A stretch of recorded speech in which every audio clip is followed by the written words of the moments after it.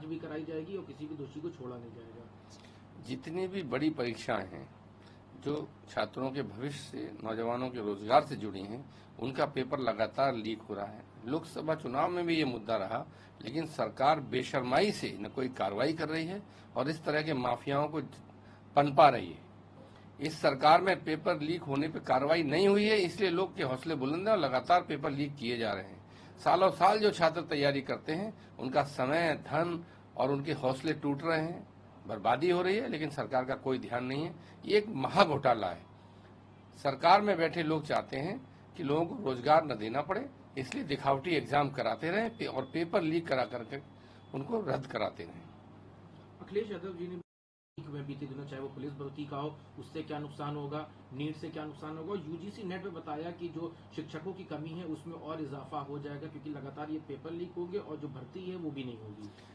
व्यवस्था समाप्त हो रही है, रिटायरमेंट लोगों का तय है, भर्ती आप कर नहीं रहे, तो ये डेफिसिट तो हर विभाग में आना है। शिक्षा से लेके स्वास्थ्य तक, रोजगार से लेके कानून व्यवस्था के मुद्दे जितने भी हैं, जब वर्किंग फोर्स नहीं होगी, आप भर्ती करेंगे नहीं और समय पर लोग रिटायर होते रहेंगे, तो सारी व्यवस्था ठप हो जाएगी।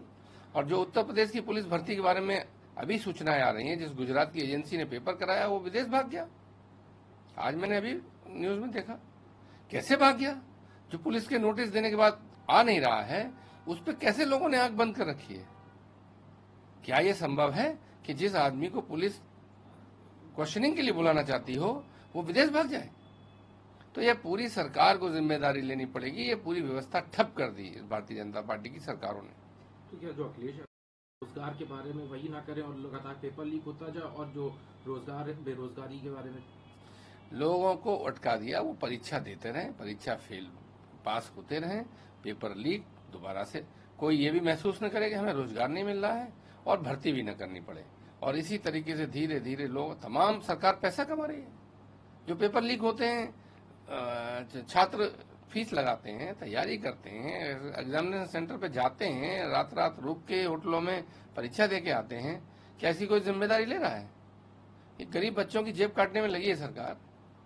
पेपर तो लीक सरकार की कमी से हुआ ना। क्या कोई जिम्मेदारी ले रही है? कोई कंपनसेट कर रही है? आप लोग लेकिन सरकार को कह रहे हैं, सरकार कह रही है कि हमारी जीरो टॉलरेंस पॉलिसी है, हम सीबीआई जांच करा रहे हैं, यूपीएसटीएफ को भी जांच हम दे रहे हैं, हर तरह की चीजें कर रहे हैं, हम तो लगातार इसको रोकने का प्रयास कर रहे हैं। वो ये कहें कि हम लगातार रोकने का प्रयास कर रहे हैं, लेकिन हम असफल हैं। जनता को, नौजवानों को, देश के लोगों को नतीजा चाहिए। आपने किसको पकड़ा, उससे अगला पेपर लीक होने से रुका कि नहीं रुका? कैसी सीबीआई है जो जांच करती रहती है और अगला पेपर फिर लीक हो जाता है?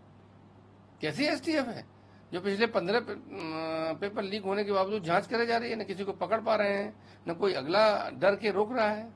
खत्म करो ऐसी सीबीआई, एसटीएफ, इनकी क्या जरूरत है जब कुछ कर ही नहीं सकते? क्या जरूरत है? जरूरत तो यही है ना कि आप आरोपियों को पकड़ें, कुछ लोग डर के आगे ऐसा न करें और जिन्होंने किया उन्हें सजा मिले।